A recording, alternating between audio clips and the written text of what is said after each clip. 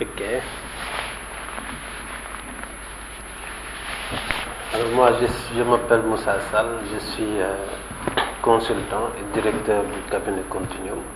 Et nous sommes surtout spécialisés dans le domaine, comme vous le savez, de la formation, de la recherche en sciences sociales et dans les études,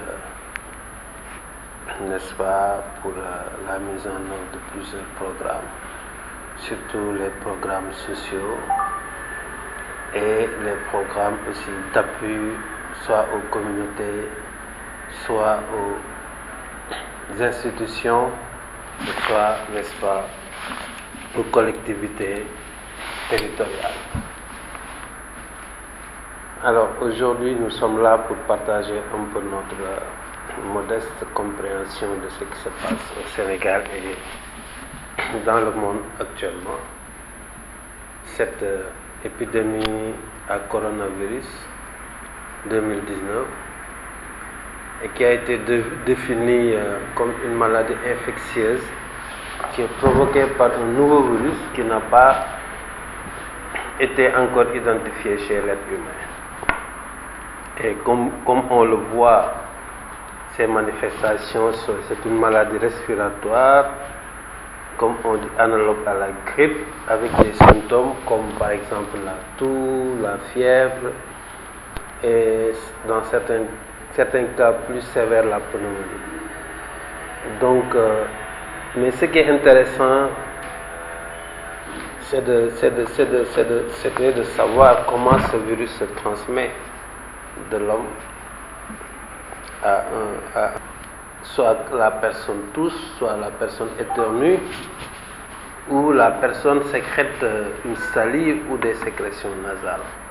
Donc ça, comme toutes les autres grippes, il était sans conteste important de remarquer que la transmission se serait forcément répandue à une dimension exponentielle.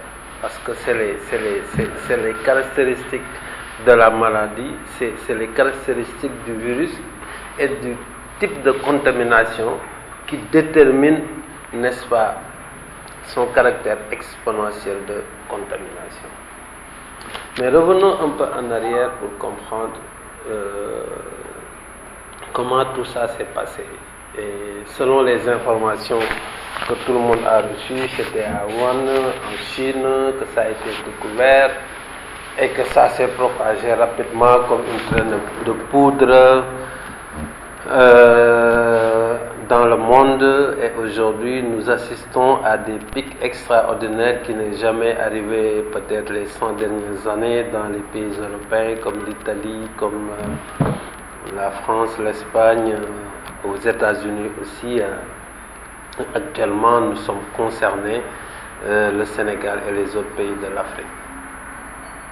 Mais remarquez que quand la maladie s'est survenue, je crois que les gens ont fait l'erreur de considérer l'épidémie comme étant propre à une population spécifique, les Chinois. Et les premières informations qu'on recevait, c'est que c'était lié à une alimentation des Chinois, c'était lié à la consommation du pangolin, et que les gens ont compris et ont cru que cette maladie était spécifique à la Chine.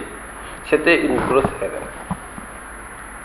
Dès l'instant que c'était une grippe et que tout le monde sait quand même le niveau de contamination des maladies qui sont associées à des grippes, il fallait que très rapidement prendre des mesures drastiques pour essayer d'endiguer au moins cette épidémie à des proportions assez, n'est-ce pas, restreintes au niveau de la Chine et dans certains pays. L'Europe n'a pas pris de mesures draconiennes en fin janvier, en début février. C'est-à-dire en mi-février, l'épidémie n'a pas trouvé des dispositifs efficaces au niveau de ces pays pour l'endiguer et pour le contraire. C'est-à-dire qu'avant que le système sanitaire se prépare, même pour l'accueillir, les gens étaient déjà contaminés. Parce qu'on voit n'est-ce pas, la période d'incubation varie, n'est-ce pas, mais les médecins ont retenu une période de 14 jours. Donc, on peut être sain et 14 jours après, on peut se sentir sain et 14 jours après, on développe les signes. Et après les signes aussi, on peut rester un peu de temps encore avant d'être, n'est-ce pas, ciblé comme une personne malade et dépisté, testé positif et prise en charge correctement. Donc, vous voyez que la chaîne, n'est-ce pas, de prise en charge même de la maladie prend du temps. Ce qui a fait que dès que cela a explosé, le dispositif sanitaire des pays européens était déjà saturé. Ce qui a mené normalement et de façon réaliste ces mesures de confinement. Et là, jusqu'à présent, aucun dispositif du monde n'a pu gérer de manière efficace la propagation de l'épidémie. Parce qu'il y a une nuance là-bas qu'il faut prendre en compte. Il y a la gestion de la maladie, mais il y a la gestion de la santé. Et la gestion de la santé est gérée dans la plupart des cas comme des mesures de prévention. Le dispositif hospitalier ou sanitaire ne peut que gérer les malades qui sont asymptomatiques ou qui sont déjà atteints. Mais les communautés doivent appointer ce dispositif pour aider les personnes à être moins contaminées. Et ça, je viens directement dans notre cas précis, le Sénégal.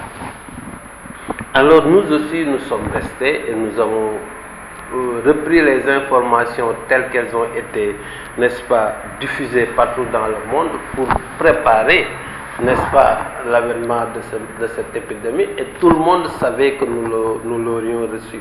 Parce que quand la maladie est arrivée et a fait vraiment, a contaminé beaucoup de personnes en Italie, les planificateurs ou les gestionnaires de la santé les moins informés savaient que la maladie viendrait directement au Sénégal. Parce que nous avons dans nos communautés ici des liens très étroits entre l'Italie et le Sénégal en termes d'immigration.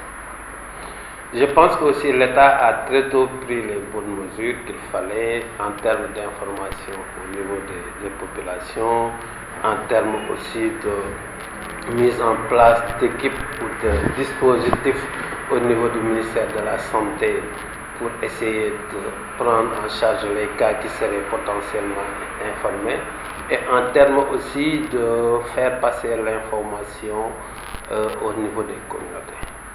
Mais ça, c'est le moins qu'ils pouvaient faire. Parce que vraiment, on a senti dans un premier temps, pour moi, une certaine fébrilité dans la gestion de l'information.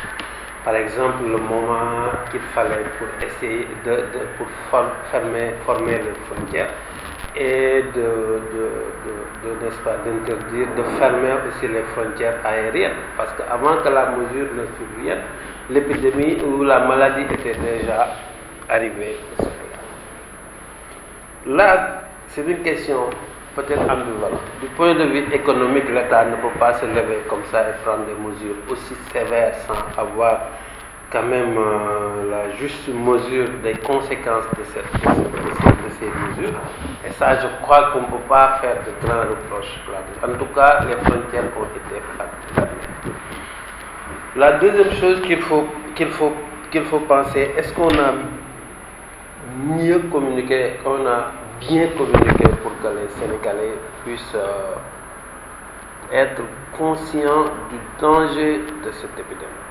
Je crois que pour ceux qui ont accès aux médias audiovisuels, personne ne peut douter de la gravité, personne ne peut douter des dangers, parce que tous les jours, on compte le nombre de morts dans les pays qui sont censés être beaucoup plus développés et qui ont de plus de dispositifs de santé que le Sénégal.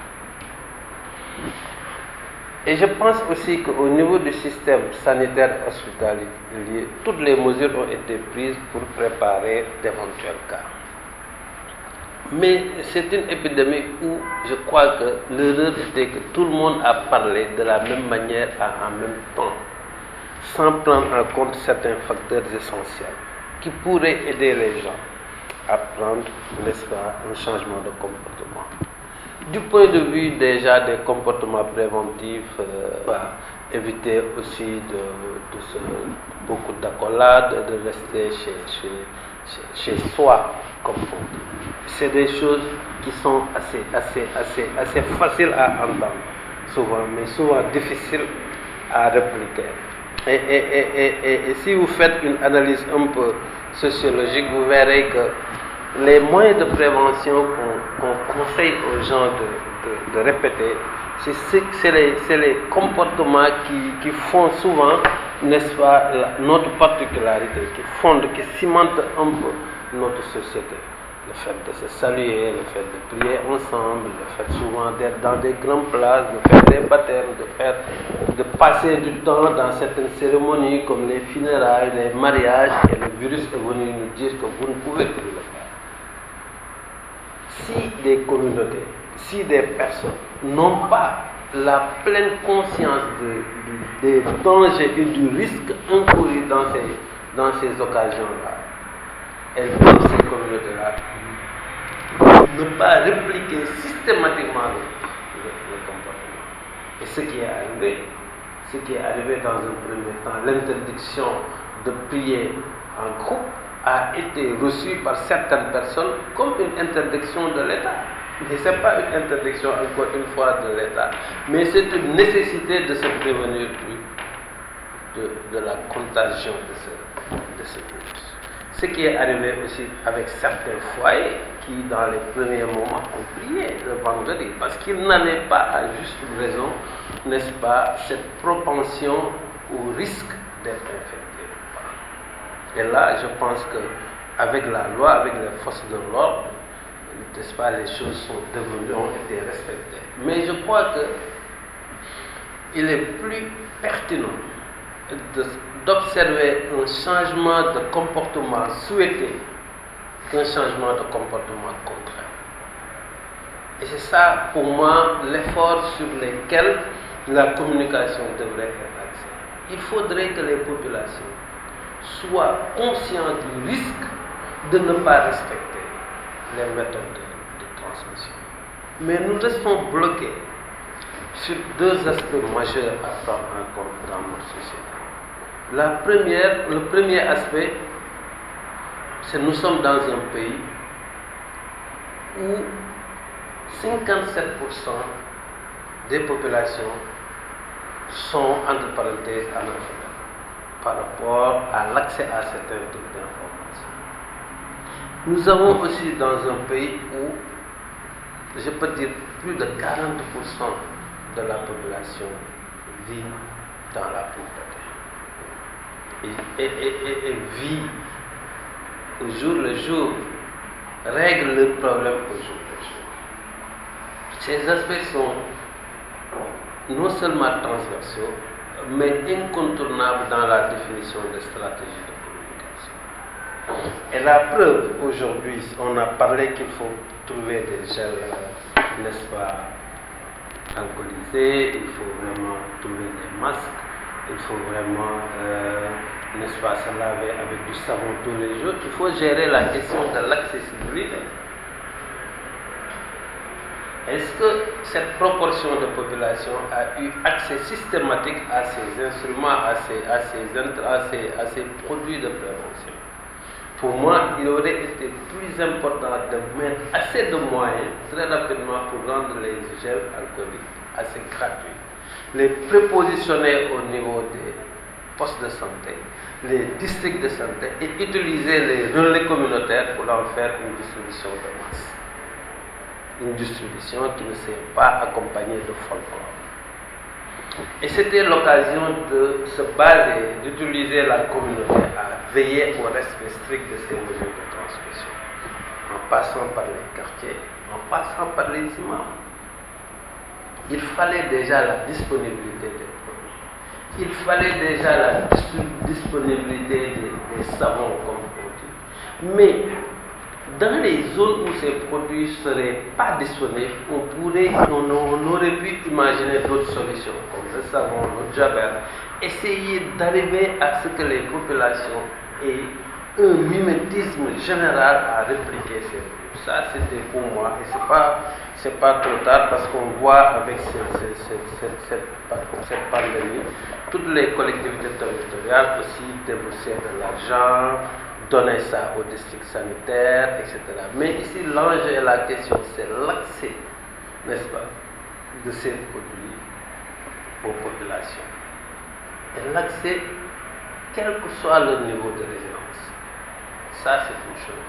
La deuxième chose aussi, je crois que l'État aurait pu très rapidement, avec le ministère de la Santé et le Service national de l'éducation et de l'information sanitaire, travailler sur des affiches qui auraient pu montrer des images qui dissuaderaient les populations pour répliquer certains comportements.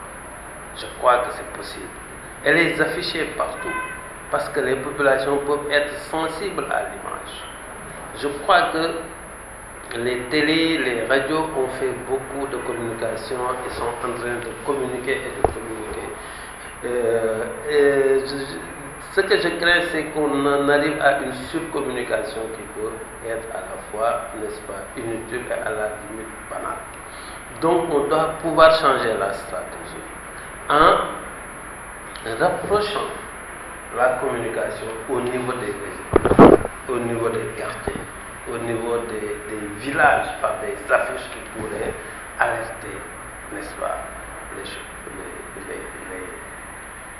la situation. La deuxième chose aussi dans la communication, vous savez que les populations n'ont pas souvent la même lecture des faits que les autorités. Les populations n'ont pas compris très rapidement des cas importés, des cas communautaires. Pour eux, pour beaucoup d'entre eux, ça ne les concerne pas, c'est pas eux. Un cas importé, on l'explique souvent sur un cas qui est venu d'un autre pays et qui est venu infecté. Pour la majorité des populations qui ne sont jamais allées nulle part en dehors du Sénégal, ça ne les concerne pas. Et le fait qu'ils ne soient pas souvent en contact avec une personne qui a été, n'est-ce pas, qui est venue d'un autre pays extérieur, pour eux, les met à l'aise. Sans se soucier de petits gestes peut-être qui auraient pu les contaminer, comme aller au marché, aller à la boutique, aller à la mosquée, etc. Parce que si vous dites aux populations aussi, c'est des cas communautaires, sans les expliquer de façon très détaillée, c'est quoi un cas communautaire, c'est quoi un cas importé, de façon qu'ils puissent appréhender le risque sur leur comportement, on peut produire une information qui n'a pas d'effet. L'autre chose qu'on a vu aussi qui est sujet à une discussion intéressante, c'est quand on a pris la mesure de faire le couvre-feu. Pour moi, toutes les mesures générales, individuelles, collectives ou communautaires qui concourent à freiner n'est-ce pas, la propagation de l'épidémie est importante. Parce que dans cette épidémie-là, ce virus qui est venu, n'est-ce pas, basculer les systèmes, qui est venu nous faire réfléchir sur notre hygiène personnelle, sur notre hygiène collective. Ce virus qui est venu dire aux collectivités territoriales, mais pourquoi vous êtes resté assez de temps pour nettoyer les marchés? Pourquoi vous êtes resté assez de temps pour nettoyer les places publiques? Pourquoi vous avez resté assez de temps pour nettoyer les gares routières? Pourquoi vous laissez vos bus, n'est-ce pas, être vraiment surchargés à longueur de journée avec tous les dangers que cela comporte? Donc ce virus interroge l'autorité sur les systèmes. Ce virus interpelle les communautés sur notre manière d'être et de vivre au quotidien.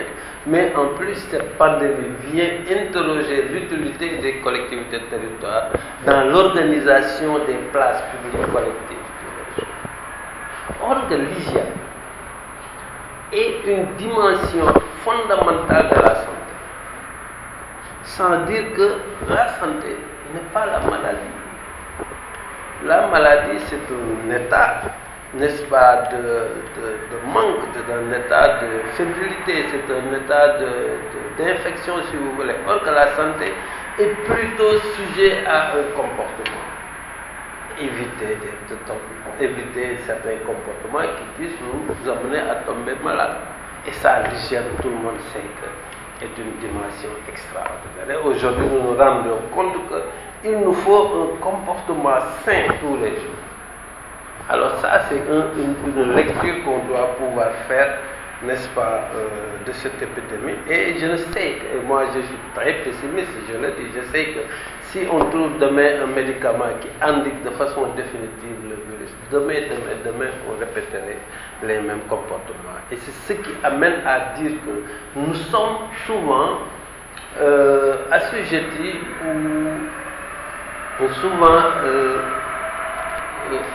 poussés par cette urgence des questions économiques, par cette urgence aussi des questions, n'est-ce pas, qui sont liées à l'analphabétisme.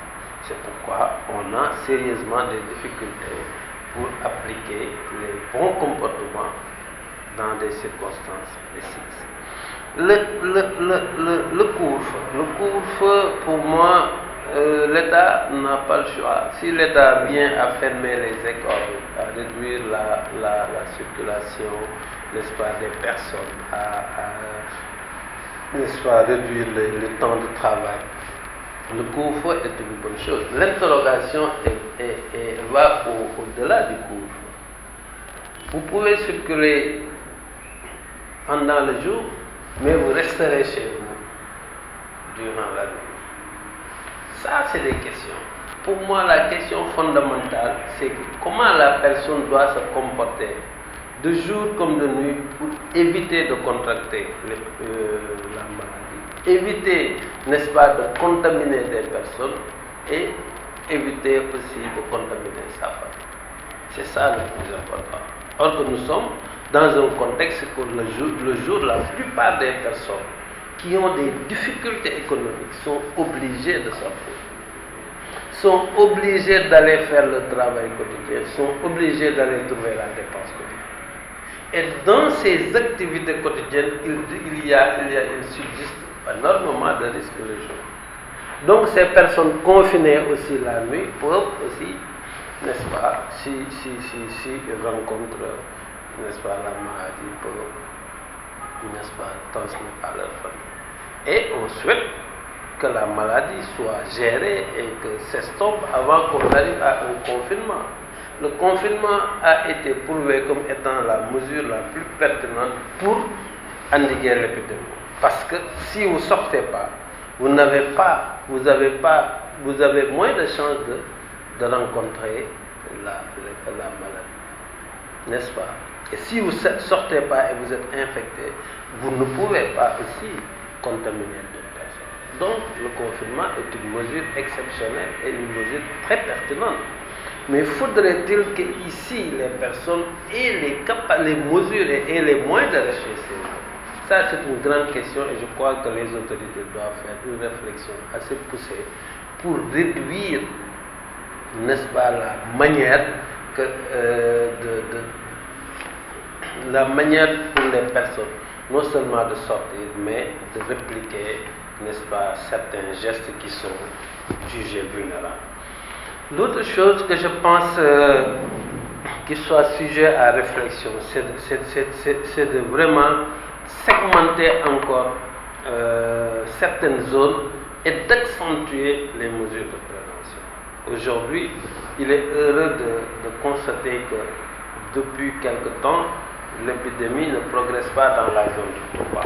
Depuis pratiquement, je crois, 2-3 jours à 4, il n'y a pas de nouveaux cas. Mais toujours est-il que il faut réfléchir et étudier cela a été dû à quoi. Il faut, je crois, circonscrire la zone, étudier les comportements, déceler les bonnes pratiques et essayer de les répliquer dans certaines zones. Si ces pratiques donnent des effets escomptés sur la propagation ou non de l'épidémie. Et je pense que le cas de Touba a été très édifiant. Au début de l'épidémie, je crois que la stigmatisation était venue vite prendre sa place dans cette peur des populations à être contactées ou pas, n'est-ce pas, de la maladie. Et beaucoup de populations pensent souvent en stigmatisant les autres, on peut être épargné d'une maladie. Et c'est ça le mal. Quand la chose est arrivée à Touba, on a vite stigmatisé les Modou comme les importateurs de cette maladie. Mais il fallait savoir que quand on ne prend pas en charge un cas, on est exposé et on expose tout ça. Je crois qu'il fallait changer de discours, les rassurer et les aider à aller directement au niveau des structures de prise en charge pour ce faire, n'est-ce pas? Mais si on les regarde comme des vecteurs, et tous les pays et toutes les épidémies rencontrent cet épineux problème de discussion sur l'origine de la maladie, qui l'a amené ici, qui l'a propagé, avec la faute de qui on l'a. Ça, ce n'est pas une bonne réflexion. La réflexion, c'est que l'épidémie est là. On ne pouvait pas, n'est-ce pas, éviter cela, parce que tous les pays ont été concernés, pratiquement.